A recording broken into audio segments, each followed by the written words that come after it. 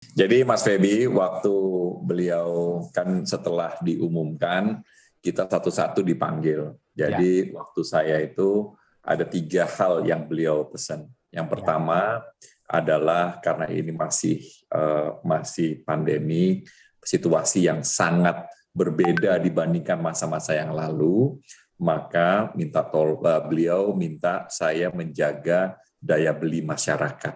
ya.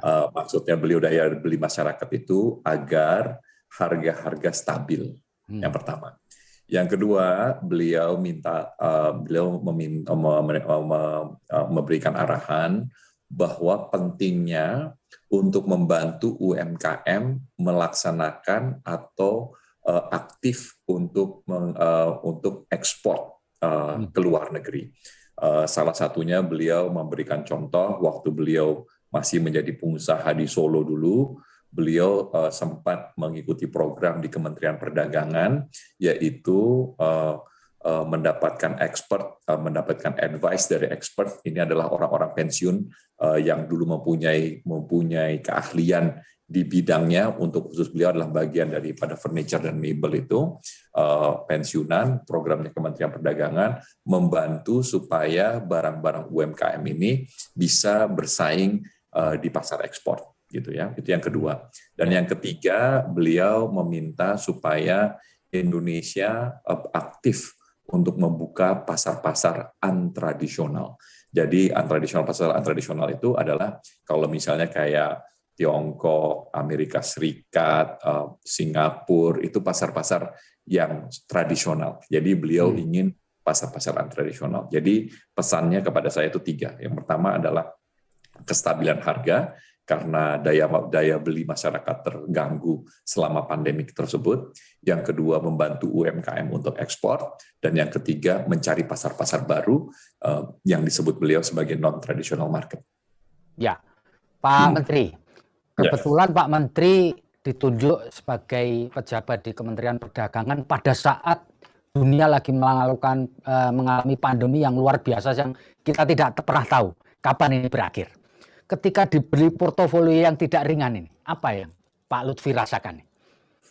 Ini kan bukan Ya. era biasa ini. Ini era meleset semua ini. Jadi gimana perasaan Pak Lutfi ketika mendapatkan tugas dan amanah yang menurut saya ini nggak ringan ini? Ya, jadi saya kan sebenarnya Mas Febi kan masih sampai hari ini masih menjadi duta besar Indonesia di Ya, Amerika Serikat. ya, Jadi hari terakhir saya menjadi duta besar itu sudah ditentukan oleh Kemlu adalah 31 Maret 2021.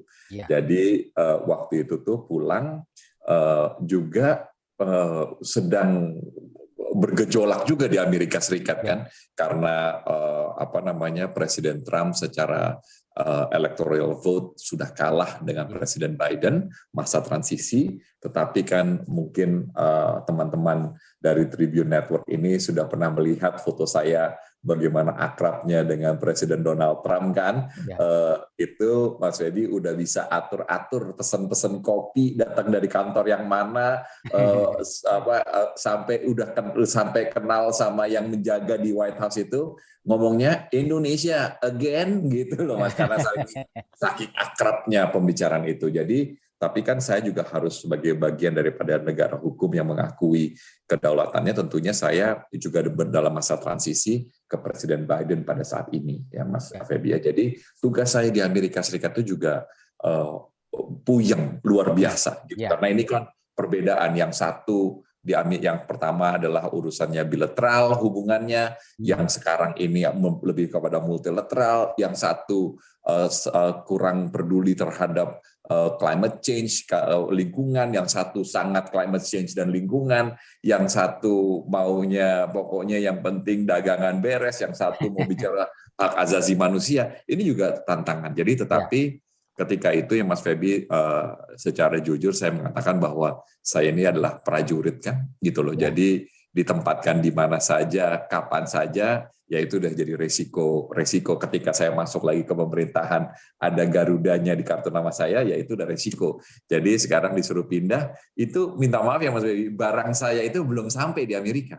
Sampai ya, hari ya, ini kontainer pindahan saya belum sampai di Amerika. ya, Ini ya, istri saya masih nunggu di sana. datang kontainernya di repack balik lagi ke Jakarta itu barangnya gitu loh. Jadi ini suatu tantangan. Jadi buat sayanya mudah, tapi kan buat keluarga mengadjust dari sana ke sini, dari sini ke sana ke sini bukan sesuatu yang gampang. Tapi ya sudah, saya akan kerjakan. Tetapi memang keadaan hari ini dibandingkan sama tahun 2014 ketika saya jadi menteri pertama kali itu, memang kedua hal yang sangat berbeda. Yang pertama, waktu tahun 2014 itu ekonomi kita, ekonomi dunia lagi mempunyai trajektori naik ke atas, gitu kan ya. Nah, kita dalam situasi yang berbeda.